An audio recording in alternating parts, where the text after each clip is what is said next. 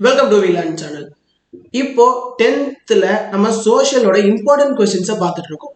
Important கொஸ்டின்ஸ்ல இன்னைக்கு வரைக்கும் நம்ம எக்கனாமிக்ஸ் பார்த்துட்டு இருக்கோம். இப்போ நெக்ஸ்ட் என்ன பார்க்க போறோம்னு பார்த்தீங்கன்னா சிவிக்ஸ் பார்க்க போறோம். சிவிக்ஸ் அடுத்து ஜியாகிரபி, அதுமாதிரி ஹிஸ்ட்ரி, இந்த மாதிரி நம்ம ஸ்டெப் பை ஸ்டெப் போறோம். ஏன் ஸ்டெப் பை ஸ்டெப் போறோம்னு சொல்லி நான் எக்கனாமிக்ஸ் வீடியோலயே சொல்லியிருந்தேன். ஏன்னா ஈஸியானதுல இருந்து டஃபுக்கு போறோம். ஏன்னா ஹிஸ்ட்ரியில நிறைய கொஸ்டின்ஸ் இருக்கு. அதுவே எக்கனாமிக்ஸை கம்பேர் பண்ணும்போது ஹிஸ்ட்ரியில் அதிகம். ஸோ நம்ம எக்கனாமிக்ஸ் ஃபர்ஸ்ட் பார்த்தோம். நெக்ஸ்ட் இப்போ சிவிக்ஸ் பார்க்குறோம். அடுத்து ஜியாகிரபி, அதுக்கப்புறமா நம்ம ஹிஸ்ட்ரி கிட்ட போகலாம். எக்ஸாம்ஸ் கிட்ட வரதுனால எல்லாரும் டெய்லி நம்ம வீடியோஸை பார்த்துட்டே இருங்க. டெய்லி நம்ம வீடியோ பார்க்கறதுக்கு என்ன பண்ணணும்னா நீங்கள் பெருசாக எதுவும் பண்ண தேவையில்ல. வீலன் சேனலை இப்பயே போய் சப்ஸ்கிரைப் பண்ணுங்க. இந்த வீடியோ கீழே இருக்கும் சப்ஸ்கிரைப் பட்டன், அதை போய் சப்ஸ்கிரைப் பண்ணுங்க. அதுக்கப்புறம் பக்கத்தில் பெல் ஐக்கானை நீங்கள் கிளிக் பண்ணிட்டீங்கன்னா டெய்லி அங்கே போடுற வீடியோஸ் உங்களுக்கு நோட்டிஃபிகேஷனாக ஆட்டோமேட்டிக்காக வந்துடும். அப்போது உங்களுக்கு அது ஒரு ரிமைண்டராகவும் இருக்கும், வீடியோஸ் டெய்லி பார்க்குற மாதிரியும் இருக்கும். நீங்கள் ஜஸ்ட் வீடியோஸ் பார்த்துட்டு ஒரு கிளான்ஸ் நீங்கள் படித்தாலே போதும், உங்களால் அந்த டாப்பிக்கை ஈஸியாக ஞாபகம் வச்சுக்க முடியும். சரி, ஓகே, நம்ம இப்போ ஃபர்ஸ்ட் கொஸ்டின் என்னன்னு பார்க்கலாம். சிவிக்ஸோட ஃபர்ஸ்ட் கொஸ்டின் என்னன்னு பார்த்தீங்கன்னா, explain the salient features of the constitution of India. அதாவது இந்தியாவோட சலைன் ஃபீச்சர்ஸ் என்னன்றதை கேட்குறாங்க. ஸோ அப்போ சலைன் ஃபீச்சர்ஸ்னா என்ன? It is the lengthiest written constitution in the world. அதாவது கான்ஸ்டியூஷன் ஆஃப் இந்தியா, இந்த சட்டங்கள், ரூல்ஸ், ரெகுலேஷன்ஸ் நம்ம இந்தியாவில் கோர்ட்ஸில் ஃபாலோ பண்ணுற எல்லாமே, அதாவது கோர்ட்டில் என்ன மாதிரி ரூல்ஸ் போடணும், என்ன மாதிரி லா இருக்குது, அது எல்லாமே என்னன்னு பார்த்தீங்கன்னா கான்ஸ்டியூஷன் ஆஃப் இந்தியா தான். அது இருக்கிறதே ரொம்ப லென்த்தியஸ்ட்ன்றாங்க, ரொம்ப பெருசுன்றாங்க, ரொம்ப இழுத்துட்டே போவோம், அந்த மாதிரி வச்சுக்கலாம். அதுதான் ஃபர்ஸ்ட் லைனில் சொல்லியிருக்காங்க. அதுக்கப்புறமா என்ன சொல்லியிருக்காங்கன்னு பார்த்தீங்கன்னா, it is a partly rigid and partly flexible. அதாவது சில லாஸ், அதாவது சில சட்டங்களை நம்மளால வளைக்க முடியும், சில சட்டங்கள் வளையாது. அதாவது அந்தந்த இடங்களுக்கு ஏற்ற மாதிரி அதை நம்ம வளைச்சிக்கலாம். ஆனால் சிலதை அந்தந்த இடங்களுக்கு ஏற்ற மாதிரி நம்மளால வளைக்க முடியாது. அதுதான் செகண்ட் பாயிண்ட்ல நம்ம சொல்லியிருக்காங்க.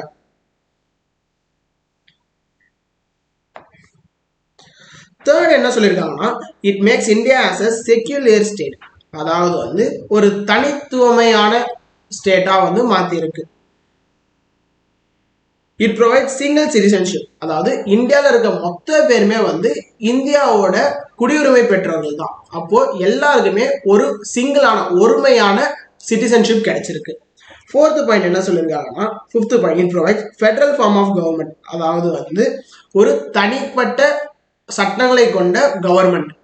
அதாவது இவங்களுக்குன்னு லாஸ் இருக்கு, இவங்களுக்குன்னு ரூல்ஸ் இருக்கு, இவங்களுக்குன்னு ரெகுலேஷன்ஸ் எல்லாமே இருக்கு. ஸோ இவங்க ஒரு தனிக்காட்டு ராஜா மாதிரி இருக்காங்கன்னு வச்சுக்கலாம். It provides an independent judiciary. இவங்க நாட்டுக்கான சட்டங்களை தேவைப்பட்டா மாத்திக்கலாம். அதாவது யாரையும் போய் கேட்க தேவையில்ல, வெளிநாடுகளில் போய் யாரையும் கேட்க தேவையில்ல, இவங்களே இந்தியாவில் இப்போ ஏதாவது ஒரு ரூல்ஸ் மாற்றணும்னு நினைச்சா மாத்திக்கலாம். It has borrowed provisions from various countries. அதே மாதிரி லாஸ் எல்லாமே இவங்க சொந்தமா கிரியேட் பண்ணாங்கன்னா கிடையாது. நம்ம வேற சில நாடுகள், அதாவது நம்மளுக்கு முன்னாடியே கிரியேட் ஆன கான்ஸ்டியூஷன்ஸ் வச்சிருந்த நாடுகள்ல சிலதை வாங்கி தான் நம்ம மொத்தமா ஒரு லாவா ரெடி ஆயிருக்கும். So it has borrowed provisions from various countries. Right to vote to all above 18 years of age. இதுதான் நம்ம கான்ஸ்டியூஷன் ஆஃப் இந்தியாவோட முக்கியமான சட்டம்ன்றாங்க. என்ன சொல்ல வராங்கன்னா, right to vote to all above 18 years. அதாவது 18 வயசுக்கு மேல இருக்க எல்லாராலுமே ஓட்டு போட முடியும்ன்றாங்க. இப்போ நீங்க இந்த வீடியோ பார்க்குற எல்லாருமே ஒரு 15 வயசு இருக்குமா, இல்லை ஒரு 14 வயசு இருக்கும். நீங்க 18 வயசை தாண்டும் போது நீங்க யாருக்கு ஓட்டு போடணும்னு நினைக்கிறீங்களோ, யார ஒரு எம்எல்ஏவோ ஒரு எம்பியோ ஒரு சிஎம் ஆகவோ நீங்க ஆகணும்னு நினைக்கிறீங்களோ, அவங்களுக்கு நீங்க ஓட்டு போட்டு நீங்க அவங்களை தேர்ந்தெடுக்கலாம். அதுக்கான வயசு என்னன்னு பாத்தீங்கன்னா உங்களுக்கு 18 வயசு. அதான் சொல்றாங்க. திரும்ப முதல்ல ஒரு அடி பார்த்துடலாமா? It is the lengthiest written constitution in the world. அதாவது ரொம்ப நீளமான. அடுத்து it is partly rigid and partly flexible. அதாவது வளைக்க முடியும், சிலதை வளைக்க முடியாத சட்டங்களை. It provide single citizen. எல்லாருக்குமே சிங்கிளான சிட்டிசன், எல்லாருமே இந்தியன் சிட்டிசன்ஸ் தான். அதுதான் சிங்கிள் சிட்டிசன்ஷிப்.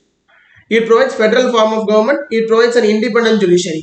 அதாவது கவர்மெண்ட் நினைச்சாங்கன்னா அவங்க சட்டங்களை சில விஷயங்களை மாற்ற முடியும். இதுக்காக யார்கிட்டையும் போய் பர்மிஷன் கேட்கணும் கிடையாது. அதான் independent. It has borrowed provisions from various countries. பல நாடுகள்ல இருந்து நம்ம சட்டங்களை வாங்கி தான் ஏற்றிருக்கோம். அதுக்குதான் ப்ரொவிஷன்ற word. Right to vote to all above 18 years. அதாவது 18 வயசுக்கு மேல இருக்க எல்லாராலையுமே ஓட்டு போட முடியும். இதுல நம்மளுக்கு கஷ்டமான வார்த்தை என்னன்னு பாத்தீங்கன்னா, இந்த ப்ரொவிஷன்ஸ்ன்ற வார்த்தை தான் நம்மளோட கஷ்டமான வார்த்தை. ஸோ இந்த ப்ரொவிஷன்ற வார்த்தையை நம்ம எப்படி ஞாபகம் வச்சுக்கலாம்? எழுதி பார்த்து ஞாபகம் வச்சுக்கலாம். ஆனா எழுதி பார்ப்போமான்றது டவுட் தான் எப்பவுமே. அதனால நீங்க என்ன பண்றீங்கன்னா நம்ம வீடியோவோட கீழே கமெண்ட்னு ஒரு ஆப்ஷன் இருக்கும். அந்த ஆப்ஷன்ல போய் ப்ரொவிஷன்ஸ் சொல்லி டைப் பண்ணுங்க. டைப் பண்ணி நீங்க எனக்கு சென்ட் கொடுக்கும் போது உங்களால நீங்க அதை டைப் பண்ணது உங்களுக்கு ஞாபகம் இருக்கும். எக்ஸாம்ல போய் ஆமா நம்ம டைப் பண்ணுமே வீடியோல, அண்ணா சொன்ன வீடியோ கீழே டைப் பண்ணுமே அப்படின்னும் போது அந்த வார்த்தை உங்களுக்கு ஞாபகம் இருக்கும். அந்த ஸ்பெல்லிங்கோட ஞாபகம் இருக்கும். ஸ்பெல்லிங் என்ன? PROVISIONS. அவ்வளவுதான் ப்ரொவிஷன்ஸ். ஸோ அந்த வார்த்தையை நீங்க கமெண்ட் பண்ணுங்க, உங்க ஃப்ரெண்ட்ஸுக்கு இந்த வீடியோவை ஷேர் பண்ணுங்க, அவங்களும் நல்லா படிக்கட்டும், நீங்களும் படிங்க. ஓகேவா? இப்போ அடுத்த கொஸ்டின் போலாமா?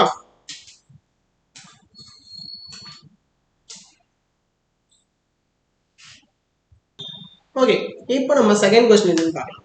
Make any 2 basic concepts followed by India to maintain friendly relationship with its neighbours. அதாவது இந்தியா பக்கத்து நாடுகள், நெய்பர்ஸ்னா யாரு? பக்கத்து வீட்டுக்காரங்க, எதிர் வீட்டுக்காரங்க அவங்க. அப்போ இந்தியா பக்கத்து வீட்டு எதிர் வீட்டுக்காரங்க கிட்ட எப்படி ஒரு நண்பர்கள் போல ஒரு ஃப்ரெண்ட்ஷிப் ரிலேஷன்ஷிப் எப்படி மெயின்டைன் பண்றாங்க அப்படின்னு சொல்லி தான் அந்த கொஸ்டின்ல கேட்டிருக்காங்க. அதோட முக்கியமான 2 பேசிக் கான்செப்ட்ஸையும் கேட்டிருக்காங்க. அப்போ என்னென்ன சொல்லியிருக்காங்கன்னு பார்த்தீங்கன்னா, the basic concepts of India's foreign policy to maintain friendly relationship with its neighbors are, அதாவது கொஸ்டினே திரும்ப எழுதுறோம். The basic concepts of India's foreign policy to maintain friendly relationship with its neighbors are என்னென்ன? Preservation of national interest, அதாவது achievement of world peace and disarmament, அதாவது வேர்ல்ட்ல எல்லா நாடுகளும் சண்டைகள் இல்லாம அமைதியா பீஸா ஒரு அமைதியான ஒரு சூழலை மெயின்டைன் பண்றாங்க. அது மட்டும் இல்லாம டிஸ்ஆர்மெண்ட், அதாவது வெப்பன்ஸ் யூஸ் பண்ணாம இந்த கன்னு அந்த மாதிரி விஷயங்களை யூஸ் பண்ணாம இருக்கணும் அப்படின்றதையும் விரும்புறதா சொல்றாங்க. Fostering கார்டியல் relationship with other countries, அதாவது பக்கத்து நாடுகள் கூட ஒரு நம்ம நாடு மாதிரி, அதாவது நம்ம பசங்க மாதிரி, ஒரு பக்கத்து வீட்டுக்காரங்க நம்ம பசங்களை எப்படி வளர்ப்பாங்க அந்த மாதிரி, அதாவது நம்ம ஒரு தெரிஞ்ச ஃப்ரெண்டு வீட்டுக்கு போறோம், அங்க அவங்க அம்மா வந்து நம்மளே அவங்க பையன் மாதிரி பார்ப்பாங்க, அந்த மாதிரி நம்ம பக்கத்து நாடுகளையும் நம்ம நாடா நினைச்சு பார்க்கணும் அப்படின்றாங்க. Solving conflicts by peaceful means, அதாவது வேற 2 நாடுகள் அடிச்சுக்கிறாங்கன்னா அவங்களையும் போயிட்டு அடிச்சுக்காதீங்க, சண்டை போடாதீங்க அப்படின்னு சொல்லி அவங்களையும் நம்ம சால்வ் பண்ணணும். Independence of thought and action as per the principle of NAM, அதாவது சுயமா யோசிச்சு சுயமா முடிவெடுக்கணும். அதுக்கு தான் நான் அலைன்மெண்ட் மூவ்மெண்ட், அதாவது NAM.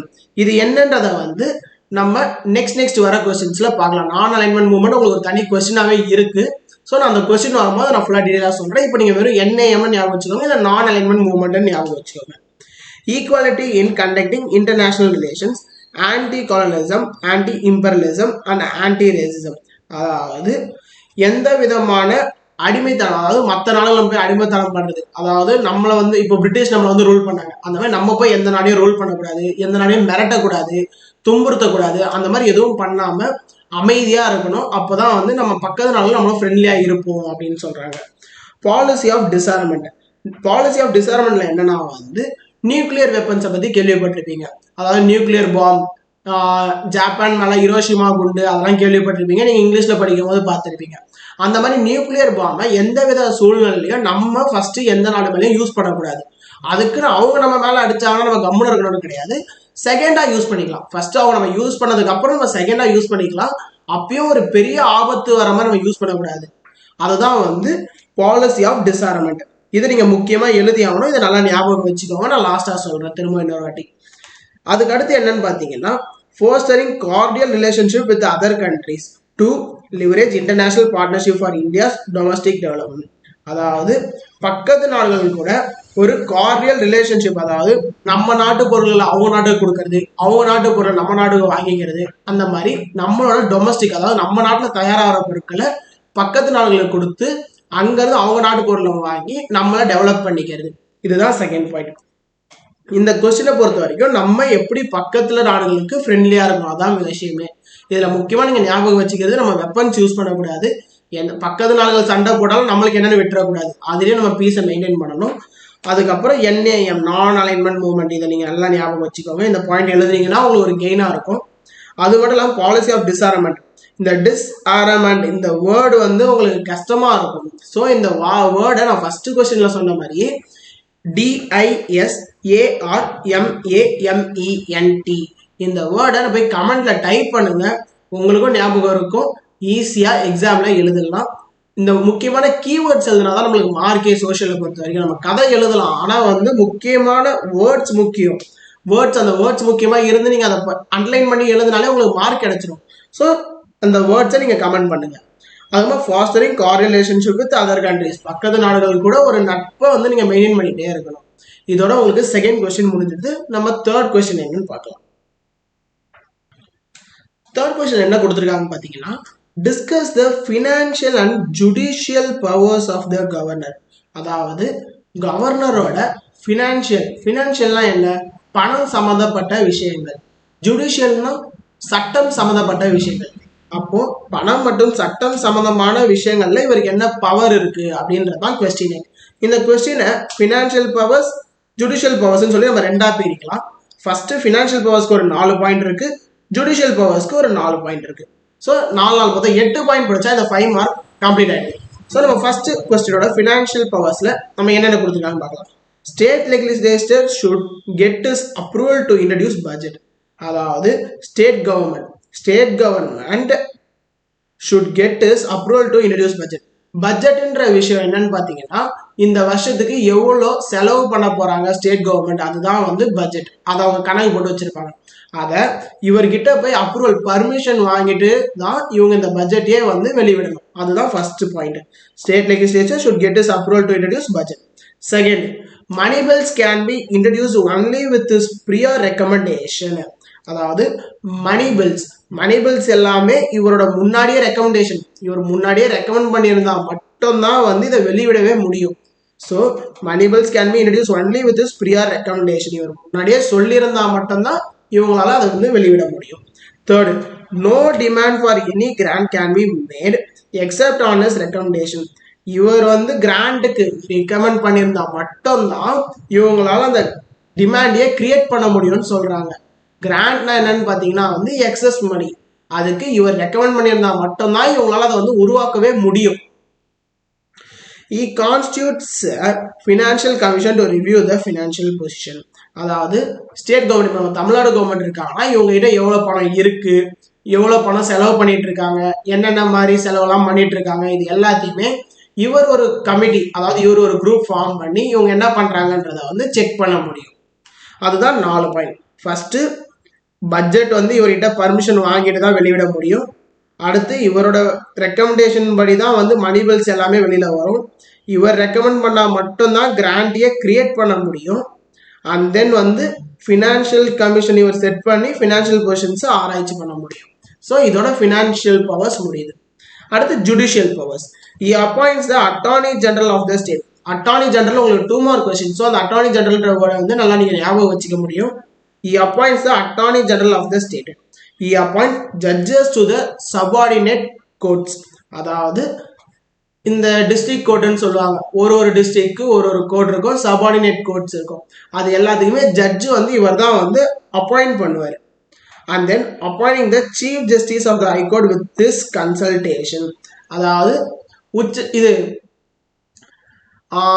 மெட்ராஸ் ஹைகோர்ட், மதுரையில் வந்து மெட்ராஸ் ஹைகோர்ட்டோட கிளை இருக்கு அப்படின்னு சொல்லுவாங்க. அந்த மாதிரி ஹைகோர்ட்டுகளோட ஜட்ஜஸை வந்து இவர் கூட கன்சல்ட் பண்ணி, இவர் நாங்கள் வந்து இப்போ ஜட்ஜ் ஆக்கலான்னு இருக்கோம், உங்களுக்கு ஓகேவா அப்படின்னு இவரே ஒரு வார்த்தை கேட்பாங்க. கேட்டுட்டு தான் அவங்கள வந்து அப்பாயிண்ட் பண்ணுவாங்க. அப்புறம் he can pardon commute punishment on receipt of appeal of mercy. இது என்னன்னு பார்த்தீங்கன்னா வந்து இப்போ ஒருத்தருக்கு வந்து இந்த படத்தெல்லாம் நீங்கள் பார்த்துருக்க முடியும், தூக்கு தண்டனை கொடுத்துருவாங்க. கொடுத்ததுக்கு அப்புறமா கவர்னருக்கு வந்து ஒரு லெட்டரு வந்து அவங்களால அனுப்ப முடியும்.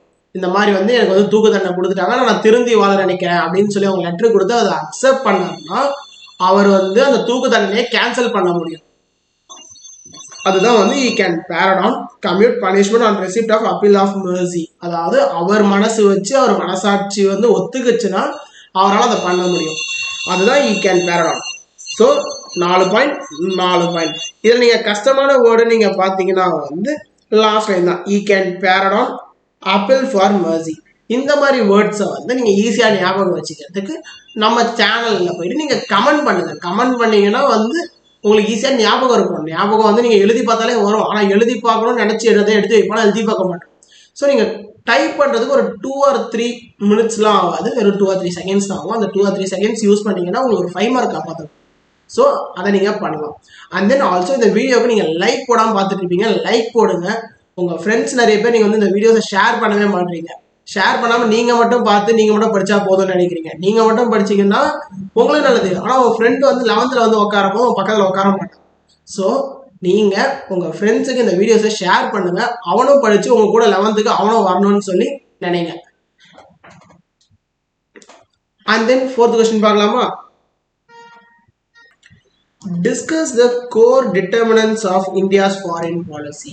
அதாவது இந்தியாவோட ஃபாரின் பாலிசி, அதாவது வெளிநாடுகள் கூட ஒப்பந்தம் போடுவாங்கல்ல, அதுதான் ஃபாரின் பாலிசி. அது எதெல்லாம் வச்சு அவங்க வந்து அந்த ஃபாரின் பாலிசியை டிசைட் பண்ணுவாங்க, எப்படி போடுவாங்க, அதுதான் டிட்டர்மினன்ஸ். அதை வச்சு எப்படி டிசைட் பண்ணுவாங்க அப்படின்றதான் கேட்குறாங்க. இது நம்ம ஒரு 8 பாயிண்ட்ஸ் வச்சிருப்போம். இந்த 8 பாயிண்ட்ஸ்ல நீங்க ஒரு 6 பாயிண்ட்ஸ் ஞாபகம் வச்சிருப்போம். எக்ஸாம் எழுதுனா கூட உங்களுக்கு 4ல 4.5 மார்க்ஸ் கிடைச்சிடும். 8மே எழுதுனீங்கன்னா 5 மார்க் பக்கா. ஆனா ஒரு பாயிண்ட் 2 பாயிண்ட் உங்களுக்கு வந்து விட்டுடலாம் அப்படின்னு தோணுச்சுன்னா நீங்க விட்டுருங்க, அது தப்பு இல்லை. ஆனா மேக்ஸிமம் 6 பாயிண்ட்ஸ் படிச்சுட்டு போங்க, அது கம்பல்சரி. சரி, ஓகே, என்னென்ன பாயிண்ட்ஸ் கொடுத்துருக்காங்க பார்க்கலாம். Geographical position and size of territory. அதாவது நம்ம நாட்டில் ஜாகிரபிக்கல் பொசிஷன்ஸ், அதாவது வந்து காடுகள் எவ்வளோ இருக்கு, அக்ரிகல்ச்சர் எவ்வளோ பண்றாங்க, இண்டஸ்ட்ரீஸ் எவ்வளோ இருக்கு, அதே மாதிரி வந்து நம்மளுக்கு வந்து கோல் எவ்வளோ கிடைச்சிட்டு இருக்கு, மண் எவ்வளோ கிடைச்சிட்டு இருக்கு, இதெல்லாம் வச்சு டிசைட் பண்ணி தான் அவங்க ஃபாரின் பாலிசி டிசைட் பண்ணுவாங்க. சைஸ் ஆஃப் டெரிட்டரி, நம்ம நாட்டோட சைஸ் என்னன்றதை முடிவு பண்ணியிருந்தா அந்த பாலிசி டிட்டர்மின் ஆயிருக்கும். Nations history, traditions and philosophical basis. அதாவது போன வருஷங்கள்ல, அதாவது அந்த காலத்துல இருந்து இந்த காலத்து வரைக்கும் எதை வந்து இவங்க முக்கியமா ஃபோக்கஸ் பண்ணி ஃபாரின் பாலிசி போடுறாங்கன்றதையும் யோசிப்பாங்க. நேச்சுரல் ரிசோர்சஸ், நம்ம கிட்ட நேச்சுரல் ரிசோர்சஸ் என்னென்ன இருக்கு, அதாவது வந்து நம்ம கிட்ட இப்போ அதிகமாக என்ன இருக்கு, வாட்டர் இருக்கு, ஏர் இருக்கு, சன்லைட் இருக்கு, இதெல்லாம் நேச்சுரல் ரிசோர்சஸ். மற்றும் இல்லாமல் வந்து மலைகள், மவுண்டைன்ஸ் இருக்கு, அதுக்கப்புறம் கிரீனரிஸ் எவ்வளோ இருக்கு, ஹில் ஸ்டேஷன்ஸ் இருக்கு. இது எல்லாத்தையும் டிசைட் பண்ணி தான் அந்த ஃபாரின் பாலிசி டிசைட் ஆகும். மிலிட்ரி ஸ்ட்ரென்த், நம்ம நாட்டோட மிலிட்ரி ஸ்ட்ரென்த் என்னன்றத வரைக்கும் டிசைட் பண்ணுவாங்க. அதுக்கேற்ற மாதிரி நம்ம ஃபாரின் பாலிசிஸ் போடலாம் அப்படின்றத வச்சு. இன்டர்நேஷனல் மைல்யூ, அதாவது மைல்யூனா என்னன்னு பார்த்தீங்கன்னா வந்து சூழல், நம்மளோட நாட்டை, அதாவது இன்டர்நேஷனல். இப்போ வந்து பார்த்தீங்கன்னா ரஷ்யா உக்ரைன் வார், அந்த மாதிரி இன்டர்நேஷனல் வார், அந்த மாதிரி சுச்சுவேஷன்ஸ்க்கு ஏற்ற மாதிரி தான் நம்ம ஃபாரின் பாலிசிஸ் போட முடியும். சண்டை போட்டிருக்க 2 கண்ட்ரிக்கு நடுவில் போய் நம்மளுக்கு ஏதாவது வேணும்னு சொல்லி கேட்க முடியாதுல்ல. ஸோ அந்த சூழலுக்கு ஏற்ற மாதிரி தான் நம்ம நடந்துக்க முடியும். த கம்பல்ஷன் ஆஃப் எக்கனாமிக் டெவலப்மெண்ட், அதாவது கண்டிப்பா இந்த டைம் நம்ம எக்கனாமி டெவலப் ஆகி ஆகணும் அப்படின்னு ஏதாவது கம்பல்ஷன் இருந்ததுன்னா அதுக்கேற்ற மாதிரி ஃபாரின் பாலிசிஸ் போடுவாங்க. Political stability and structure of government, இப்போ வந்து திடீர்னு இந்த கவர்மெண்ட் வந்து இந்த இயரோட க்ளோஸ் ஆகுது, நெக்ஸ்ட் இயர் எலெக்ஷன் வரப்போகுதுன்னா அதுக்கேற்ற மாதிரி ஃபாரின் பாலிசியா இருக்கும். இல்லை இவங்க இப்போதான் வந்திருக்காங்க, இன்னும் இவங்களுக்கு 5 years கவர்மெண்ட் இருக்கு அப்படின்னா அதுக்கேற்ற மாதிரி ஃபாரின் பாலிசி இருக்கும். ஸோ இதெல்லாம் வச்சோம் நம்மளுக்கு ஃபாரின் பாலிசி டிசைட் ஆகும். The necessity of peace, disarmament and non profitabilisation of nuclear weapons. இதுக்கு என்ன மீனிங்னு பார்த்தீங்கன்னா, சுற்றுச்சூழல்ல பீஸ், அதாவது அமைதி நிலவரம், டிசார்மெண்ட், வெப்பன்ஸ் யூஸ் பண்ணக்கூடாது, நான் ப்ரொலியூஷன் ஆஃப் நியூக்ளியர் வெப்பன்ஸ், நியூக்ளியர் வெப்பன்ஸை பெருசா யாரும் யூஸ் பண்ணக்கூடாது அப்படின்ற நோக்கங்களை வைத்து தான் ஃபாரின் பாலிசி டிசைட் பண்ணுவாங்க. ஸோ 8 பாயிண்ட் இருக்கு. இந்த 8 பாயிண்ட்ல மினிமம் 6 பாயிண்ட் நீங்க கண்டிப்பா படிச்சாலும் நான் முதலே சொன்னேன். இதில் நீங்க லாஸ்ட் 2 கூட விடுறதை பற்றி யோசிங்க. ஆனால் ஃபர்ஸ்ட் 6 ஈஸியாக தான் இருக்கு, அதை நீங்க பார்க்கலாம். திரும்ப ஒரு வாட்டி சொல்றேன். Geographical position and size of territory, நீங்களும் என் கூடயே சொல்லுங்க பார்க்கலாம். Geographical position and size of territory. Second என்னன்னு பார்த்தீங்கன்னா nation's history, traditions and philosophical basis. என்னன்னு திரும்ப சொல்லி பாருங்க. Nation's history, traditions and philosophical basis. Third என்னன்னு பார்த்தீங்கன்னா நேச்சுரல் ரிசோர்சஸ். நேச்சுரல் ரிசோர்சஸ் ஒரு பாயிண்ட், வெறும் 2 வார்த்தை, நேச்சுரல் ரிசோர்சஸ். ஃபோர்த் என்னன்னு பார்த்தீங்கன்னா மிலிட்ரி ஸ்ட்ரென்த், இதுவும் 2 வார்த்தை, மிலிட்ரி ஸ்ட்ரென்த். 5வது பார்த்தீங்கன்னா இன்டர்நேஷனல் மைல்யூ. இந்த வேர்டு கஷ்டமா இருக்கும், எழுதி பாருங்க, கமெண்ட் பண்ணுங்க. International milieu. 6th பார்த்தீங்கன்னா the compulsion of economic development, compulsion of economic development. So 6 point இப்போ நீங்க படிச்சிட்டீங்க, உங்களுக்கு சிம்பிளா முடிஞ்சிருச்சு. ஸோ இந்த மாதிரி வீடியோஸை நீங்க ரெகுலரா பார்க்கணும். என் வீடியோஸை நீங்க டெய்லி பார்க்கணும்னு நினைச்சீங்கன்னா, இதுக்கு மேலே டெய்லி வீடியோஸ் வரப்போகுது, டெய்லி நீங்க பார்க்கணும்னு நினைச்சீங்கன்னா நீங்க பண்ண வேண்டிய ஒரே விஷயம் சப்ஸ்கிரைப் பண்ணுங்க. சப்ஸ்கிரைப் பண்ணி நம்மளோட வி லேர்ன் வாட்ஸ்அப் சேனல் இருக்கு, இந்த நோட்ஸ் எல்லாமே உங்களுக்கு அதுல கிடைக்கும். ஸோ நீங்க வந்து ஜஸ்ட் நம்ம பயோல லிங்க் இருக்கு, நீங்க போயிட்டு மேலே போய் வாட்ஸ்அப்ல போயிட்டு ஜஸ்ட் கிளிக் பண்ண, அந்த லிங்கை கிளிக் பண்ணாலே போதும், உங்களுக்கு டேரக்டா சேனல் போயிடும். நீங்க அங்கே போயிட்டு ஜாயின் கொடுத்துட்டீங்கன்னா உங்களுக்கு அதுலேயே நோட்ஸ் எல்லாமே கிடைக்கும். அதே மாதிரி நம்மளுக்கு இன்ஸ்டாகிராம் சேனலும் இருக்கு. அங்க போயிட்டு நீங்க ஃபாலோ கொடுத்துட்டீங்கன்னா உங்களுக்கு இம்பார்ட்டன்ட் கொஸ்டின்ஸ், உங்களுக்கு இம்பார்ட்டன்டா எந்தெந்த டைமுக்கு எப்படி படிக்கணும், டெய்லி ஷெடியூல்ஸ் எல்லாமே உங்களுக்கு அங்க கிடைக்கும். ஸோ நீங்க இன்ஸ்டாகிராம்ல போயிட்டு வீலர்ன் தமிழ்ல சர்ச் பண்ணீங்கன்னா நம்மளோட ஐடி அங்க இருக்கும். நீங்க ஜஸ்ட் ஃபாலோ பண்ணா போதும், அங்கேயும் உங்களுக்கு அப்டேட்ஸ் வந்துட்டே இருக்கும். ஸோ ஓகே, இதோட இந்த வீடியோ இன்னைக்கு க்ளோஸ் ஆகுது. நாளைக்கு மிச்ச கொஸ்டின்ஸ் பார்க்கலாம். தேங்க்யூ.